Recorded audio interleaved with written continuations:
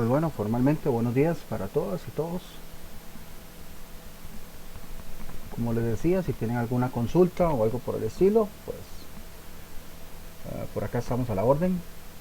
Estoy compartiendo en este momento la pantalla con el tema para el día de hoy. Eh, si no lo pueden ver o tienen alguna dificultad me dicen, por aquello de que sea algo general o recuerden que en el dado caso, depende de cómo estén conectados, a veces dura un poquitito para que lo puedan ver.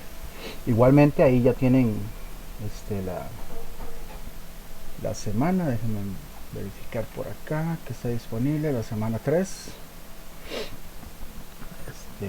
Sí, está la semana 3 disponible con este material que es el que vamos a ver ahorita. Ok, continuando con el mismo tema, ¿verdad? El módulo de herramientas de calidad. Vamos a ver ahorita unas herramientas, ¿verdad? Algunas vamos a verlas de manera global y otras las vamos a hacer de manera como dicen popularmente, pinceleado, ¿verdad? Porque vamos a necesitar que sepan un poquito las bases, pero las vamos a utilizar posteriormente para otros módulos, ¿verdad? Pero sí es bueno que vayamos hablando desde ahorita de alguna de ellas para en dado caso no entrar mucho y no alargar mucho obviamente las clases, ¿verdad?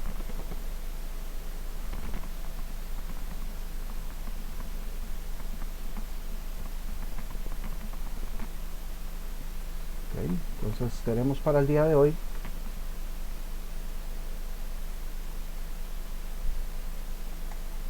ya habíamos visto las 5 S. Vimos un poco de algunas herramientas de resolución de problemas. La próxima clase va a ser únicamente para las 7 herramientas nuevas que son básicamente para resolución de problemas. Hoy vamos a adentrarnos con los círculos de calidad y vamos a ver algunas herramientas de las 7 básicas de calidad. Más adelante pues vamos a ir viendo algunas otras para que más o menos vean cómo está configurado pues las herramientas de calidad que nosotros usamos. Ya terminado el módulo, pues ya habremos visto, por decirlo así, estas 4 áreas de las herramientas de calidad. Bueno, lo que nos toca ver para el día de hoy son, en primera instancia, los círculos de calidad, que en algunas empresas pues lo implementan o lo utilizan con otro nombre, una metodología un poco diferente, pero básicamente tiene la misma ideología. En algunas empresas he escuchado que lo usan como comités de calidad o reuniones de calidad o algo parecido. Como les digo, es la misma idea, la misma esencia, ¿verdad? Que es reunir a un grupo de gente de un mismo departamento, con pocos, ¿verdad? Pocas personas, tampoco son muchas, para poder contribuir de manera aportiva dentro de la mejora de calidad. Pues bueno, esa es una filosofía, igual tiene su origen en la cultura japonesa, otra de las herencias de los japoneses, y pues tiene algunas características importantes, como que son grupos pequeños, como les decía, dependiendo de la cantidad de empleados de un departamento, pueden dar entre 4 o 15 miembros. Eso pues va a depender. Importante que estos miembros estén dentro del mismo departamento, ¿verdad? Para que, pues, si viene gente de otro departamento, no hacer confusión con otro tipo de ideas y otro tipo de problemas que se puedan estar presentando. Pues siempre tiene que haber un líder, una persona encargada, ¿verdad?, de llevar los círculos de calidad, ¿verdad?, a buen puerto y con la mejor metodología. Y por último, muy importante, la participación de las personas que estén dentro de los círculos de calidad lo deben hacer de manera voluntaria.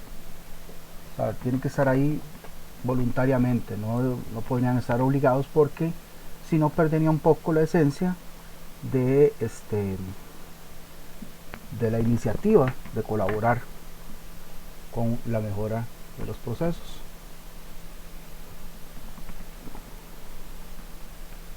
Algunos de los beneficios, todos orientados hacia lo que es la mejora continua, a la vez la mejora de las relaciones. Bueno, pues es incrementar la productividad, mejorar la calidad de los productos, reducir o bajar los costos, promocionar la satisfacción personal de cada uno de los colaboradores. Al estar aportando, pues se sienten o nos sentimos, digamos que un poco más útiles, ¿verdad? Aportando al desarrollo personal y pues creando conciencia en el mismo círculo y en el departamento de la calidad y la productividad. No sé si alguno de ustedes ha participado o participa, conoce de esta metodología, ¿verdad?, de los círculos de calidad.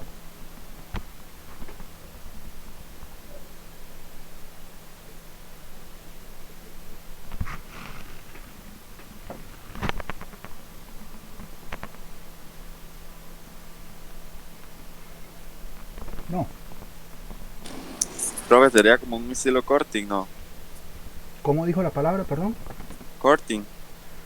No la había escuchado, pero ¿eso en qué implica? Eso es, digamos, donde están reunidos los de calidad, los de gerencia y todos esos. No, pues si ya están los de gerencia no aplica, Ok. porque ya eso es a nivel operativo principalmente. Pero bueno, habría que ver qué metodología y qué filosofía utilizan, ¿verdad? Pero bueno, porque precisamente es un poco lo que voy a explicar a continuación. O sea, los círculos de calidad tienen dos etapas. La primera es donde participan todos los empleados, los colaboradores o como les decía, a nivel operativo, ¿verdad? Hacen observaciones, sugerencias, redactan posibles soluciones y todos esos resultados van posteriormente, en la segunda etapa, a la gerencia. Pues ya es en la gerencia, o sea, ya un poco un nivel más alto, donde se analizan todas esas sugerencias que acabo de mencionar y se valoran para su posterior aprobación.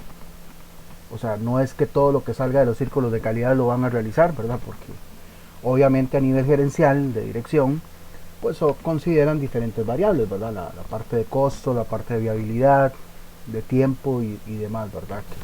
Que se pueda considerar, que obviamente no se considera dentro de la primera etapa. Por eso es que le decía que tal vez no sea lo mismo, pero incluso la primera vez que escucho esa palabra, corte. Pero bueno, cuando el líder o jefe del círculo de calidad va a implementar, pues va a seguir estos pasos, preferiblemente, ¿verdad? Para la implementación y orden dentro de esas reuniones, ¿verdad? Porque es una reunión, pues tampoco son muy largas, ¿verdad? Y pues hay que aprovechar el tiempo que se dé o que la empresa otorgue para esas mismas reuniones. Una de las recomendaciones para en general todo el círculo de calidad, en especial para el líder o jefe, es implementar el ciclo PHVA, que bueno, luego vamos a hablar de esto más adelante. Es un ciclo muy utilizado en todos los ámbitos, principalmente administrativo, donde pues se implementan 4 acciones: planificar, hacer, verificar y actuar. De ahí el nombre PHVA. Y por ser un ciclo, pues una vez concluido vuelve a continuar o a empezar, tomando en cuenta las, las lecciones aprendidas o los resultados que se han dado. Eso con el fin de volver a iniciar, tomando en cuenta todas las anteriores recomendaciones. ¿Alguna pregunta con respecto a círculos de calidad?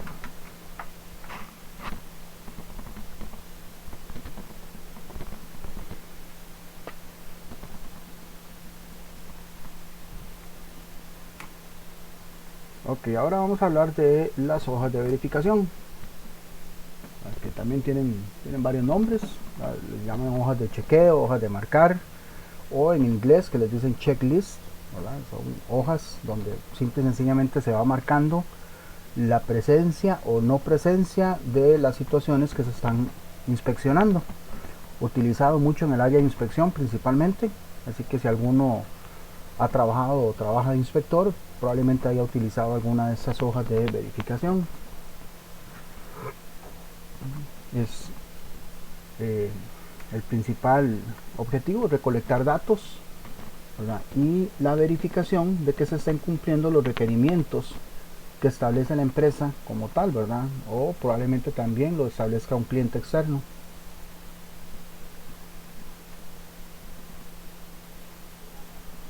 Tiene muchos usos, pero entre los principales usos que tiene está pues la clasificación de defectos o la localización de defectos por pieza, ¿verdad? Esto es muy importante a la hora de elaborar gráficos, por ejemplo gráficos de defectos, determinar causas, determinar causas de los defectos. Esto también es súper útil para cuando uno quiere utilizar diagramas de causa y efecto. En el área de mantenimiento pues nos sirve para verificar que se estén cumpliendo los requerimientos de mantenimiento propiamente.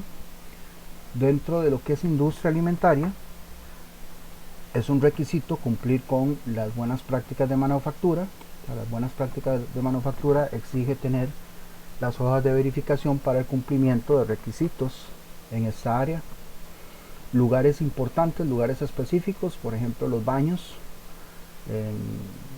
Bueno, por ejemplo en los restaurantes, muchos restaurantes de comida rápida podrán ver que detrás de las puertas hay hojas de verificación para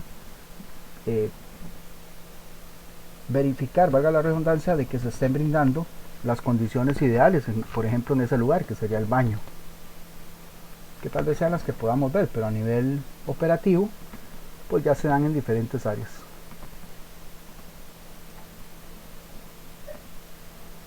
Algunas de las recomendaciones para elaborar, si fuera el caso que tuviéramos que nosotros elaborar las hojas de verificación, algunas recomendaciones, pues obviamente siguiendo este orden, es identificar el problema. Se puede hacer una recolección de problemas mediante una técnica que se llama 5 porqués, un cómo o 5W, un H en inglés. Diseño de la hoja debe ser sencillo, práctica y fácil, y los datos a considerar no se pueden utilizar tampoco muchos porque la inspección y verificación con estas hojas debería ser corta, no que duremos todo el día revisando un área cuando probablemente las condiciones vayan a cambiar de una hora a otra. Y por último, pues asegurarse de que las observaciones pues sean representativas al área donde estamos inspeccionando la condición. Normalmente las hojas de verificación no las tenemos que hacer nosotros, pero cuando tengamos que hacerlas, pues sí es importante considerar algunas de estas. Este es un ejemplo de hoja de verificación para la recolección de defectos, pensando y verificando cada una de las situaciones que se dan dependiendo del requisito, ¿verdad? ¿Alguna pregunta? ¿Alguna consulta con este de hojas de verificación o círculos de calidad?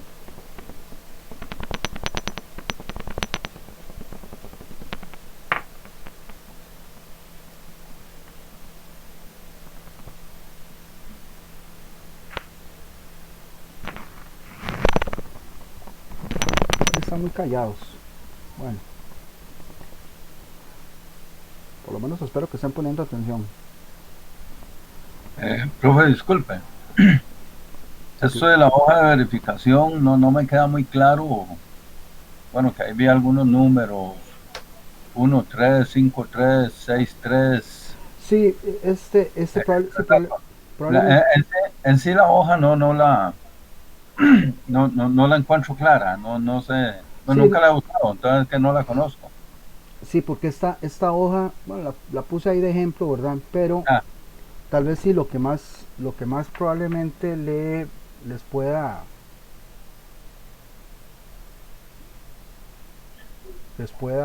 enredar es esta parte de acá. Vamos a ver, vamos a suponer que eso no existe o que eso es otra cosa, entonces lo voy a tachar aquí. Entonces, La hoja de verificación nos sirve para recolectar datos y verificar situaciones. Entonces, por ejemplo, vamos a hacernos la idea de que en vez de requisitos, aquí aparece turnos, ¿verdad? Vamos, que en vez de requisitos es el turno. Entonces aquí tengo el turno A, aquí tengo el turno B, y tengo el turno C. Ok. Entonces yo voy verificando los defectos por turno. En el turno A, en el turno A tuve 3 fracturas en las piezas. Estamos verificando las piezas, ¿verdad? Rayados o rayaduras, tuve una rayadura, una mancha, una tensión y una burbuja para el turno A. Para el turno B, bueno, voy a verificar y en el turno B me aparecen una fractura, 3 rayaduras, una mancha y así. Ok, entonces háganse de cuentas que en vez de esto que está acá, porque esta es una, aquí lo que me están hablando son de requisitos, y estos requisitos son por parte de piezas, entonces probablemente lo que les pueda sonar o lo que puedan ver como confuso. Entonces simplemente pues esta parte de acá sustituyanla por turnos o por horas, las 10 de la mañana, las 11 de la mañana, la 1 de la tarde, las 2 de la tarde y así. O sea, estamos hablando de turnos u horas específicas, y pues acá estoy verificando las condiciones. En este caso las condiciones que estoy verificando son estos defectos y cuántas veces aparecen cada uno de ellos. Esto con el fin de obtener datos. Aquí al final voy haciendo una totalización para saber cuántos tuve en total, ya sea por día, por semana, por lote o como se establezca.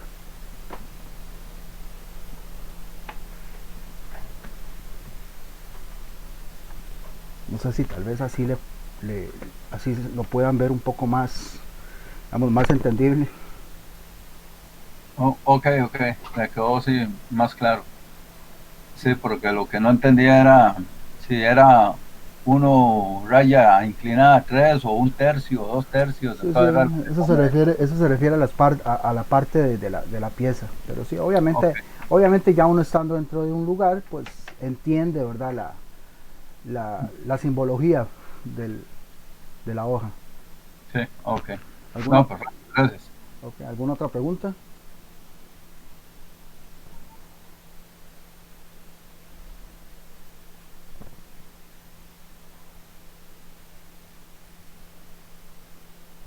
Ok, entonces ahora vamos con el siguiente tema, que es abarcar un poco o explicar un poco de manera general una de las herramientas básicas de calidad que se llaman gráficos estadísticos. O sea, lo que vamos a ver acá es una de las 7 básicas. Bueno, de hecho vamos a ver 3, pero las vamos a ver por encimita, porque luego vamos a verlas de manera operativa, ¿verdad? Más adelante. Pero de estas que son las 7 herramientas básicas, ahorita vamos a ver 3. Y la primera de ellas pues son los gráficos estadísticos.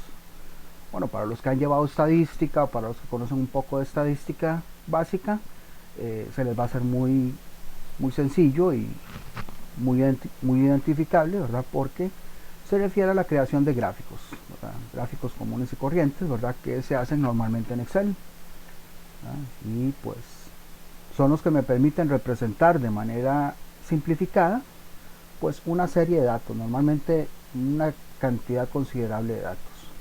Verlos mediante una imagen que me permita analizarlos de manera resumida. Voy a explicar estos 3 tipos de gráficos: los gráficos circulares, lineales y de columnas. Para ello, estos tipos de gráficos utilizan lo que nosotros conocemos como estadística descriptiva. En la estadística se divide en varios tipos, ¿verdad? Principalmente en lo que es estadística descriptiva y estadística inferencial. ¿Okay? Nosotros vamos a utilizar en estos gráficos lo que es la estadística descriptiva. Para otro tipo de métodos utilizamos la estadística inferencial, pero la estadística descriptiva es la que me permite resumir los datos de manera gráfica. Y bueno, el primero que vamos a ver por acá es el gráfico circular, que es el que me permite ver mediante la división de un círculo,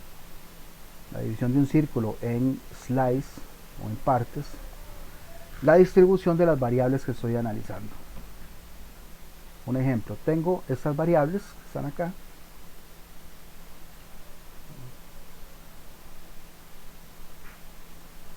Tengo estas variables de cine, radio, televisión, y cada una de ellas tiene una cantidad. Entonces yo quiero ver esa cantidad que está acá para cada variable distribuida en un gráfico circular. El gráfico circular me lo va a distribuir, pero no por cantidad, sino por porcentaje.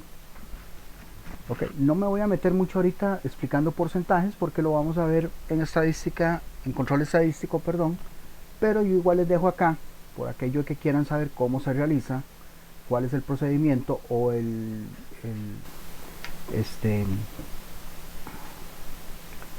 logaritmo, ya casi no encontré la palabra, el logaritmo que utiliza Excel, por ejemplo, para realizar ese gráfico, utiliza esto, ¿verdad? Para que al final, ahí yo les doy toda la explicada, pero al final lo que voy a ver en el gráfico circular es representada cada una de las partes del círculo con porcentajes. Entonces aquí voy a ver que el cine representa el 37%, televisión el 43%, que son las más grandes, y las otras un poco más pequeñas dependiendo de la frecuencia que tengan. Ok, o sea, no los voy a poner a hacer un gráfico circular todavía ni nada por el estilo. Igual ahí les explico en la material que he explicado cómo lo pueden realizar, incluso si lo hacen a pie utilizando un transportador. Ahí les hice toda la explicación, pero como nosotros vamos a utilizar, y el curso es casi que virtual, pues vamos a utilizar Excel o Minitab en su defecto. No sé si alguno de ustedes ha utilizado Minitab.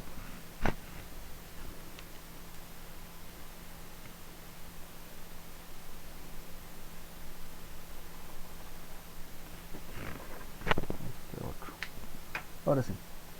Pues bueno, el segundo gráfico es el gráfico de líneas.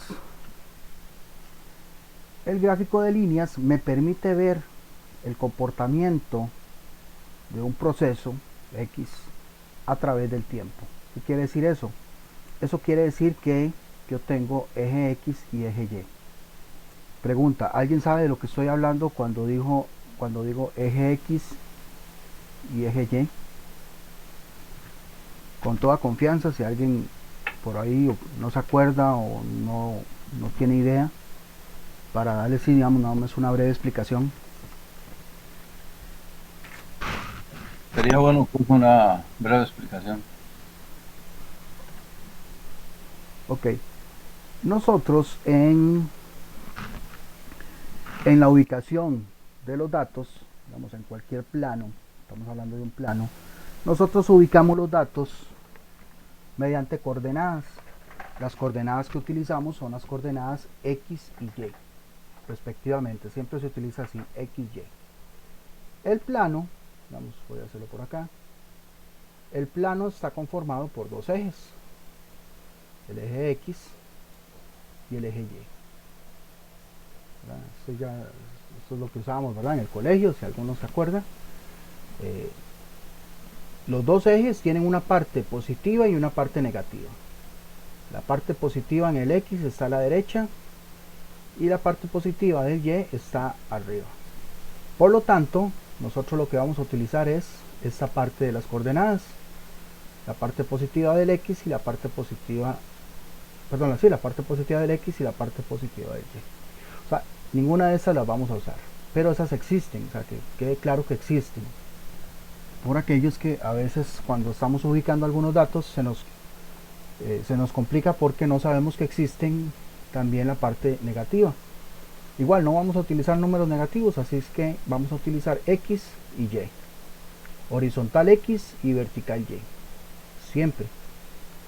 Por lo tanto, en cualquier plano que vamos a utilizar de ahora en adelante, porque vamos a utilizar muchos, vamos a ver que el plano tiene un eje vertical, que es luego un eje horizontal, que es X, que es este, y tienen un punto de intersección. Este punto que está aquí es el punto de intersección, donde convergen X y Y, que vendría a ser 0. Este punto de intersección que está aquí es 0 para ambos. Y esto pues tiene un grado de 90. O sea, aquí lo que tengo son 90 grados. Ahorita lo voy a poner ahí en el siguiente ejemplo. Lo que quiero que entiendan es que el eje horizontal, que es el eje X, siempre va a representar tiempo. O sea, en esta parte de acá, en los gráficos de línea, siempre voy a tener variables de tiempo. Y en el eje vertical, lo que voy a tener son cantidades. Siempre en los gráficos lineales. Un poquito más explicado, tenemos acá, ¿verdad?, donde pues el eje Y me va a representar cantidades, frecuencias, valores. El eje X me va a representar variables, principalmente cuantitativas, cualitativas o series de tiempo. En el caso de los gráficos de línea son series de tiempo siempre. Tienen una intersección, ¿verdad?, que es 0. Tienen un ángulo de 90, ¿verdad? Están intersectados por un ángulo de 90. Y cualquier dato que yo vaya a colocar aquí en el plano entre X y Y va a tener, voy a hacerlo para acá, va a tener una ubicación en X y una en Y. Como les dije siempre, eso es lo que llamamos un par ordenado. Por lo tanto, cualquier punto que yo tenga aquí, que es una ubicación en una coordenada, cualquier dato que yo vaya a tener acá va a tener una ubicación en X y otra en Y. Por ejemplo, A. Yo ahí tengo el punto A, pero ese punto A tiene una ubicación en X, ¿verdad?, que es esta de acá, que es 1, y una ubicación en Y, que es 2. Entonces aquí la vemos. Dice que A, la ubicación de A es 1, 2. 1 en X y 2 en Y. Por lo tanto, la intersección que hay en 1, X, y 2Y me va a dar el punto A. El punto B, por ejemplo, dice que está ubicado en 4X y 3Y. Entonces yo me ubico en 4 en X y 3 en Y, y aquí voy a tener la intersección de esos dos, me va a dar la ubicación de el punto B. Y así con cada una de ellas. Cada una va a tener una ubicación. O sea, esos puntos es importantísimo saber cómo están ubicados, cómo están localizados. Si quisiera saber cuál es la ubicación de este punto que está aquí, que es el punto I, no está aquí, alguno me puede decir o tratar de decir cuál es la ubicación de ese punto I.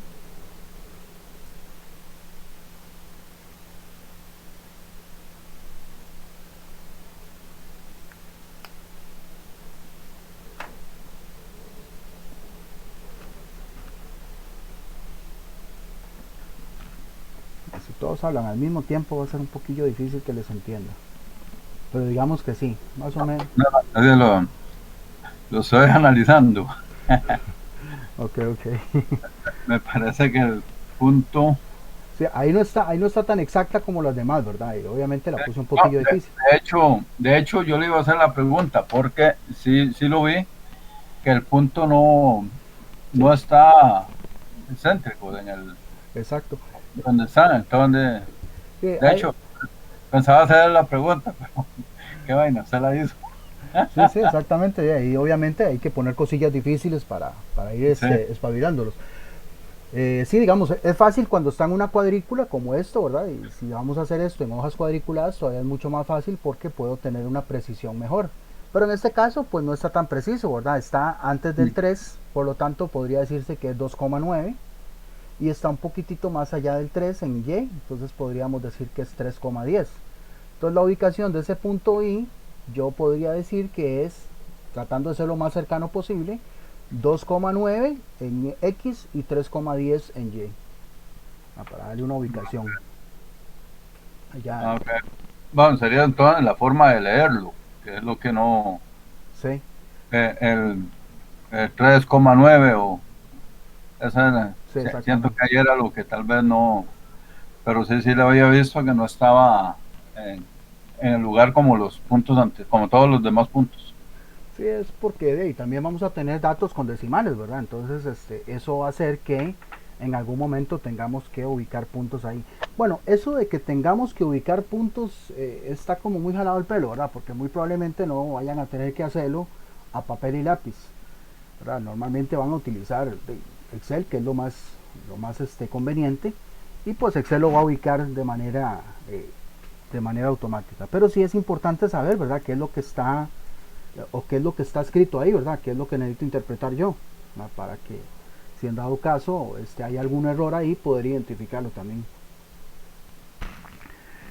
Importante la cuestión de las variables. Yo siempre hago un poco hincapié con respecto a las variables que se vayan a utilizar en los planos, ¿verdad? En el plano XY, por ejemplo, yo coloco aquí esto ahora para que nos quede claro. Yo puedo utilizar las variables del eje X y las variables del eje Y de manera equitativa.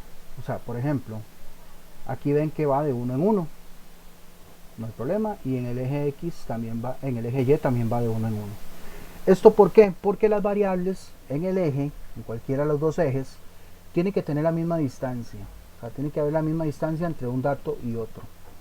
Por ejemplo, en este que está acá, ya no van de uno en uno, van de dos en dos, pero conservo la misma distancia. De 0 a 2 hay 2, de 2 a 4 hay 2, de 4 a 6 hay 2, o sea, vamos de 2 en 2. Igualmente en el eje vertical. Aquí, en este otro ejemplo, pues ya no van de 2 en 2, pero van de 10 en 10. O sea, tenemos la misma distancia entre un dato y otro en los dos ejes. Esto cuando quiero conservar las dos escalas en ambos ejes, pero podría darse el caso que utilice escalas diferentes. Por ejemplo, aquí en el eje X estoy utilizando una escala de 2 en 2, no hay problema mientras haya la misma distancia entre uno y otro. Pero en el eje Y estoy utilizando una escala de 5 en 5, tampoco hay problema mientras haya la misma distancia entre uno y otro en el mismo eje. ¿Okay? Yo puedo hacer esa combinación a conveniencia de cómo está el gráfico, ¿verdad? Porque incluso aunque el gráfico lo hagamos en Excel, yo puedo configurar el gráfico para que utilice la escala que a mí me interese o que me convenga.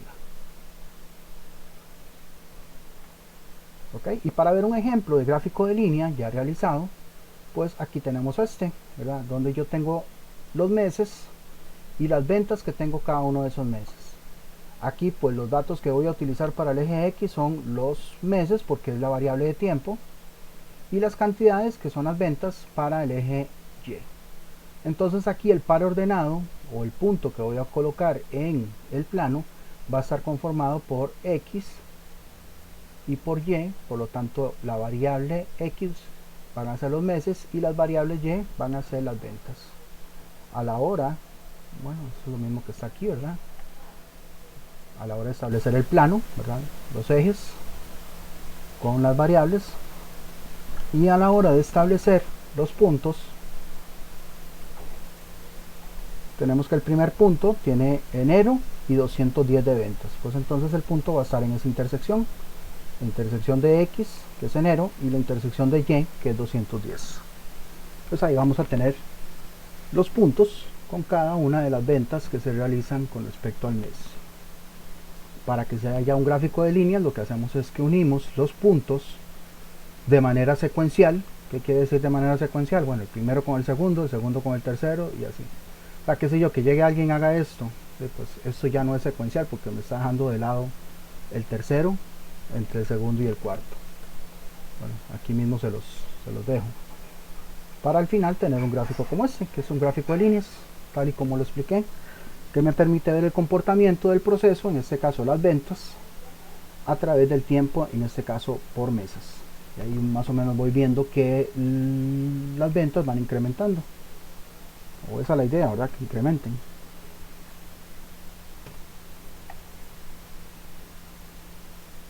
¿Alguna pregunta con gráficos de líneas?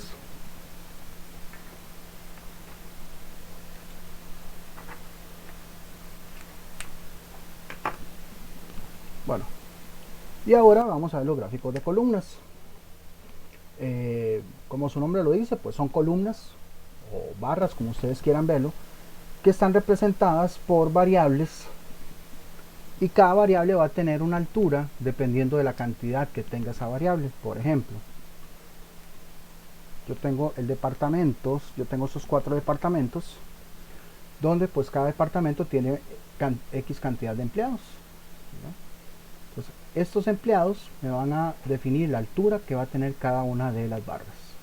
Yo voy a tener 4 barras, y estas variables van a estar en el eje X, y el eje Y me va a representar las cantidades de empleados. Establezco un gráfico, ¿verdad?, donde, como les dije, voy a tener las variables administrativo, ventas, producción y calidad. Y por ejemplo, la variable de administrativo tiene 50 empleados, por lo tanto esta columna que va a estar en administrativo va a tener esta altura.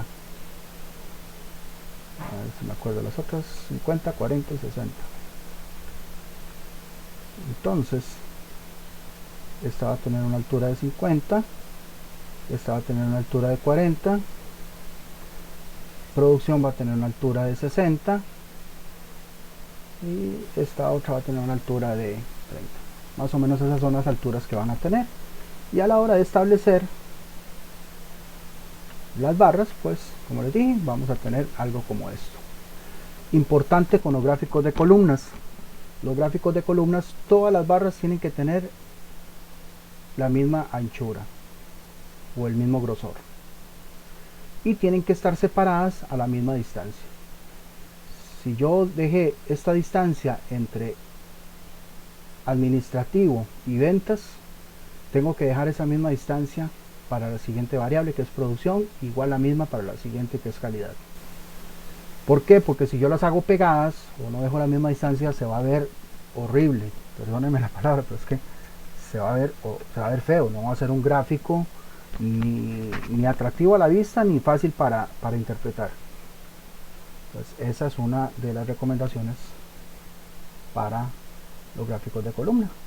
Al final voy a tener un gráfico como este, donde pues ahí voy a tener representadas la cantidad de empleados por departamento. Pero existe otro gráfico de columnas que es mucho más importante y me permite analizar de mejor manera, que son los gráficos de columnas comparativos, donde pues igual tengo, por ejemplo, departamentos, y vamos a utilizar este ejemplo de una empresa. Si alguno trabaja aquí, pues tal vez se vea familiarizado. Vamos a tener estos departamentos, y los departamentos tienen cantidad de empleados, sí, pero resulta que tienen 2 turnos. Entonces tienen cantidad de empleados en el turno A y cantidad de empleados en el turno B.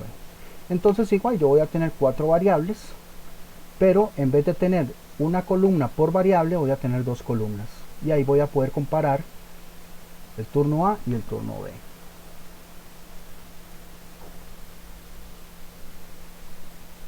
Perdón.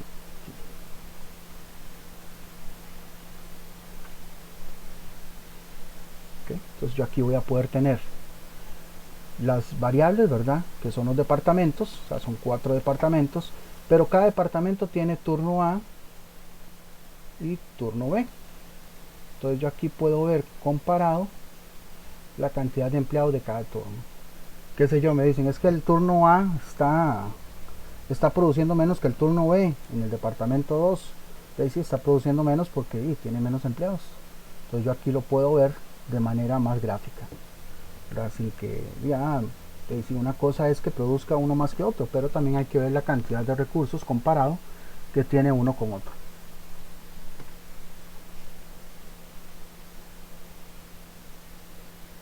Preguntas con algunos de estos gráficos, ya sea el de líneas, el de columnas. Es un poco teórico lo que les estoy explicando, ¿verdad? Luego ya vamos a entrar en detalle. Ahorita, para las preguntas que están en esta semana, son preguntas muy teóricas, ¿verdad? Ya luego vamos a ver un poco más la parte práctica. Por ejemplo, en este gráfico, que es... Sí, buenas, profesor. Claro, adelante. Sí, una pregunta con este tema de los gráficos lineales. Las diferentes variables en los X y Y Por ejemplo, los ejemplos de que no sé, X abajo algunos eran pares, bueno, y en Y también, pero cuando cambia a que la Y puede variar de ser par a impar, y los X se mantienen en pares, ¿eso tiene al final algún resultado diferente en si yo manejo otra variable o técnicamente deberían dar lo mismo? O no sé si usted me podría tal vez aconsejar Ok, cuál de las dos variables se podría bueno, manejar, ¿verdad? O que dé un mejor resultado, un poco más específico.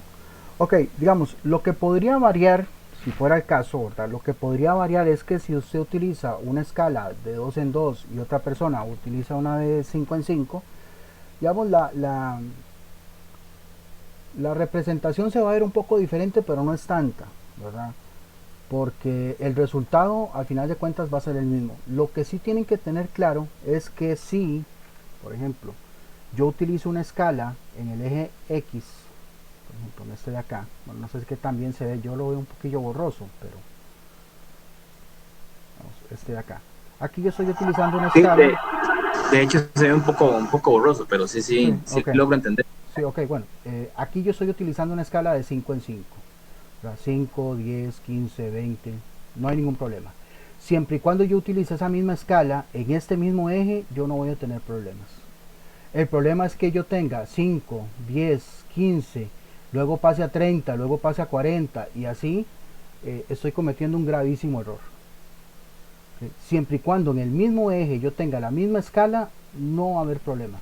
Y a veces es lo más conveniente, ¿verdad? Reducir esa escala eh, para poder ubicar todos los datos que yo tengo. Si en el eje, Sí, en ese caso, disculpa, entre menos el rango de escala sea, por ponerte un ejemplo, un resultado más exacto, por así decirlo. no, Es no, como lo no, entiendo. no es que utilizando un rango menor, un rango mayor va a tener un mejor resultado. Eso es a conveniencia. ¿Por qué? Porque tal vez los datos suyos abarcan, por ejemplo, hasta el 30. Entonces yo utilizo una escala que me abarque hasta el 30 en el eje X, ¿verdad? Si por ejemplo yo utilizo una escala de uno en uno y yo voy a llegar hasta el 20 y yo tengo datos 30, 40, pues los voy a dejar por fuera. Entonces la idea es utilizar una escala que me permita ubicar todos los datos. Pero siempre y cuando yo utilice la misma escala en el mismo eje, no voy a tener problema. ¿Qué quiere decir eso? Pues yo utilizo una escala en el eje X, pero en el eje Y puedo utilizar otra. Porque tal vez los datos del eje Y ya no sean los mismos del eje X. Entonces yo tengo que utilizar una escala que me permita abarcar también datos del eje Y. Eso lo van a ver ustedes cuando tengan los datos. Y cuando nosotros ya empecemos a manejar con los datos, ahí se van a dar cuenta cuando yo haga una escala o cuando yo reduzca, y es precisamente para eso, para poder abarcar los datos que yo tengo en ese momento. Ok, ok, perfecto. Entonces, muchas gracias, profe. No, no, con gusto. Igual ahí lo van a ver, van a ir viendo todo eso de camino. Igual el mismo Excel lo hace, pero a veces también hay que hacerle algunos ajustes. Entonces no crean que todo a veces siempre es muy fácil, pero sí, sí. Simplemente utilizar la misma escala. Gracias, gracias. Ok, con gusto. Ok, vamos a ver también este diagrama de dispersión. El diagrama de dispersión lo vamos a utilizar en inventarios para un tema. Entonces ahí me va a convenir entrar bien en detalle con este gráfico. Pero aquí se los voy a explicar de manera general. Un gráfico de dispersión no es ni más ni menos que un gráfico de puntos, ¿verdad? Ya nosotros vimos cómo son esos puntos. Simple y sencillamente es el mismo gráfico de líneas, solo que en el gráfico de líneas nosotros vamos uniendo los puntos. Aquí no, en esto no se unen los puntos, simplemente se ve la dispersión que hay, por eso se llama gráfico de dispersión. Y la dispersión que yo puedo tener, que vamos a trabajar, es dispersión positiva y negativa. ¿Qué quiere decir? Eso quiere decir cuando los puntos están acomodados y tienden a ir en ascenso, o sea, de abajo para arriba, en esta dirección. Aquí es donde decimos que es positivo.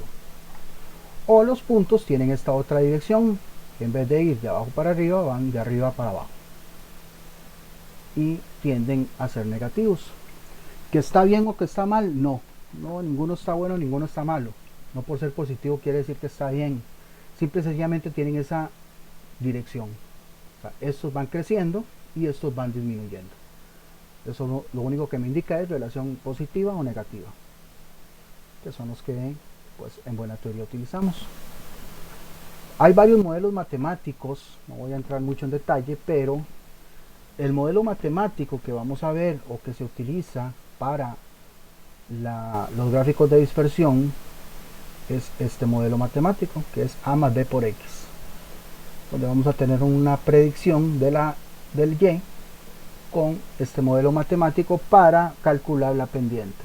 ¿Qué es calcular la pendiente? Bueno, cuando yo tengo un gráfico como este, donde veo que los puntos están con una dirección ascendente, lo que yo voy a calcular es la pendiente que hay en cada punto, que por decirlo así es la perpendicular que hay al eje X, y poder hacer una predicción. Como les digo, no vamos a entrar mucho en detalle con eso, pero un poquitito nada más ahí, para una preguntilla que viene en el examen, principalmente el modelo matemático que utilizamos, ¿verdad? Y como les digo, podría ser para hacer una predicción. Por ejemplo, yo tengo estos datos y quiero hacer una predicción, utilizo el modelo matemático A más B por X y puedo saber cómo se comporta esta Y o esta otra Y en términos de carga en kilogramos. ¿Ok? Es un gráfico un poquito complicado, de hecho vamos a pasar casi que un día entero viendo ese gráfico para cuando lo vayamos a analizar. Pero digamos ahí, ustedes ya vieron que es un gráfico de puntos, que tiene una orientación, ya sea positiva o negativa, y utiliza un modelo matemático. Ya con eso pues tenemos un poquitillo para cuando entremos en análisis más adelante en inventarios. Y por último, de manera global, porque este gráfico lo vamos a ver en metrología para la parte de normalización, y son unos gráficos muy interesantes y muy utilizados ya propiamente en lo que nosotros hacemos en control de calidad. De hecho, por eso el nombre, gráficos de control de calidad se llaman.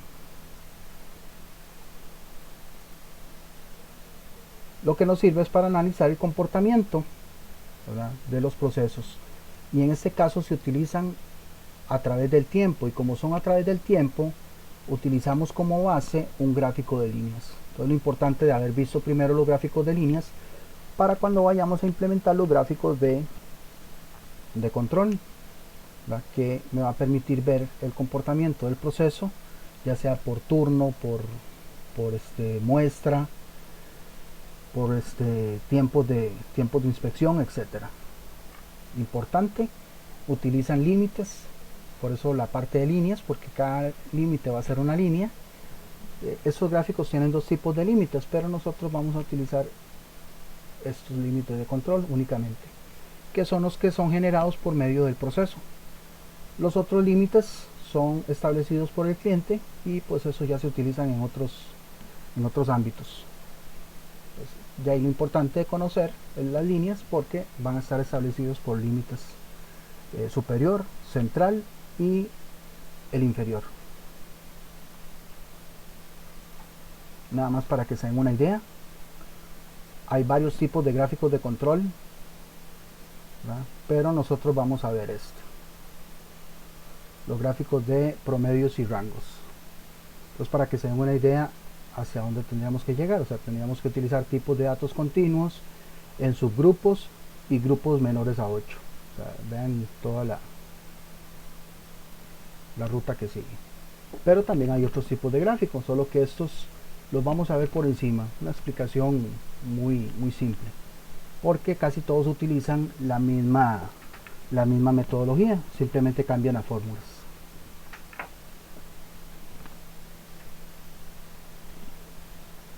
Ok, hasta aquí la parte que nos tocaba el día de hoy con respecto a herramientas, ¿verdad? El examen que van a tener esta semana son 15 preguntas, esta semana son 15, ¿verdad?, con respecto a esto que acabamos de ver. Igual el examen queda abierto. La próxima semana yo les estaría avisando si nos vemos la próxima semana, si no pues se corre una semana más Y si no, pues nos vemos la próxima semana para, en este caso, terminar el módulo de herramientas. Ya estaríamos terminando el segundo módulo. Que queda ahí, pues ya ahí vamos a paso firme. Por si tienen alguna pregunta, alguna duda, para que no se queden con eso ahí en el Día del Padre.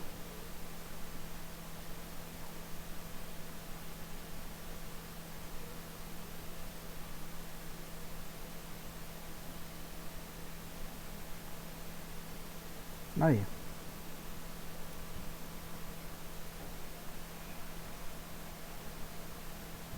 Profe, yo tengo una pregunta, pero bueno, en ese caso sí me está quedando más o menos claro De ahí más o menos. de los gráficos, pero bueno, dice que más adelante va a ser un poco más profundo, entonces... No, pero igualmente dígame qué tanto no le quedó claro para yo indicarle que sí vamos a profundizar en eso, o que es importante que de verdad le quede claro. Más bien dígame cuál es la duda.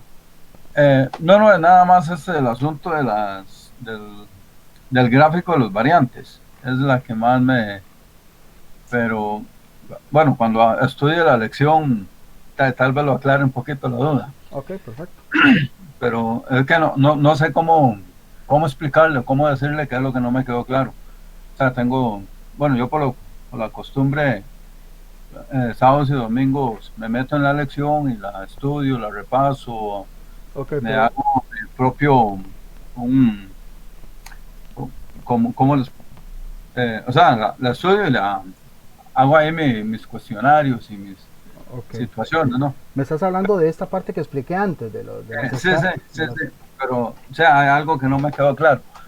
Pero bueno, como le digo, la pregunta que le iba a hacer no era con respecto a esto, por eso, sino era sobre, bueno, unas aplicaciones que usted envió ahí para que las descargáramos. Eso que es Vicio y Project. Ah, ok. Eso fue un video que mandé, ¿verdad? Fue un video. Sí, de hecho me funcionó bien. De hecho las descargué y ya están, ¿cómo es que se llama? Ya las descargué y las actualicé, Las dos. entonces, sí, las dos.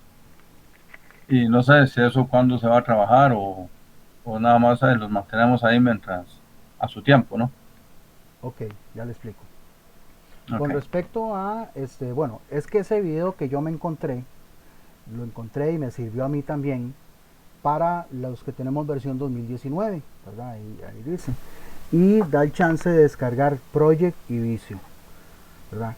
Project no lo vamos a utilizar, ¿verdad? Porque no es parte del programa, pero sí es importante que lo tengan y que el día de mañana que lo aprendan a usar o tomen algún curso o algo así, pues ahí les queda. Pero por parte de nosotros, por parte mía, no vamos a ver nada que tenga que ver con Project. ¿Ok? Eso ahí les va a quedar como un plus. No, yo lo que me interesa o lo que quiero que tengan es Vicio. Pero el programa, ¿verdad? No que tengan un Vicio. Y por lo menos en la medida de lo posible que lo logren tener desde ahorita, genial. Para cuando entremos a ver fundamentos de procesos, puedan utilizar ese programa para hacer algunos gráficos. ¿Ok? De hecho, el programa Vicio ese viene con una plantilla, si se ponen ahí a travesear y a buscar un poco, viene con una plantilla que es para hacer el diagrama causa y efecto, que ese diagrama ya lo vimos, ¿verdad? En la primera clase. Entonces ahí perfectamente pueden revisar el material que yo les proporcioné y con ese programa y con esa plantilla de causa y efecto pueden hacer un diagrama de esos, practicando para hacer un diagrama de esos. ¿Ok? Pero sí es el que vamos a utilizar únicamente. El otro project day, digamos que ahí conveniente porque ahí venía incluido, ¿verdad? Pero ese sí es un poquillo más complicado de usar, porque ese prácticamente hay que tener conocimientos de proyectos, ¿verdad? Para poder utilizarlo. Ok, gracias, profe. Ok, no, con gusto.